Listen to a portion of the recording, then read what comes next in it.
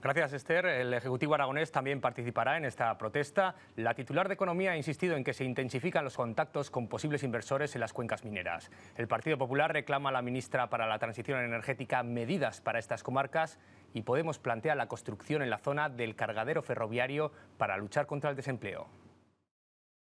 Estamos convencidos de que la respuesta va a ser positiva y que mitigará el problema que se genera en las cuencas mineras, pero que nunca, insisto una vez más, va a ser la mitigación absoluta frente a lo que podría constituir una perdurabilidad en la vida de la central térmica. Si la ministra hubiese utilizado, hubiese tenido con la misma potencia que dijo que el carbón no tenía futuro y que las térmicas había que cerrarlas, hubiese venido a Andorra y hubiese presentado ese famoso plan alternativo o esa transición justa de la que ha venido hablando, pues quizá ahora estaríamos en otro escenario. Creemos que es buen momento de poner en la mesa tanto la cuestión del agua como la cuestión del cargadero, porque ahora que se abre el debate de qué hacemos, teniendo en mente unos presupuestos generales del Estado, creemos que es el momento en el que se van a poder introducir. Si hubiéramos hablado de esto el año pasado o hace 2 años,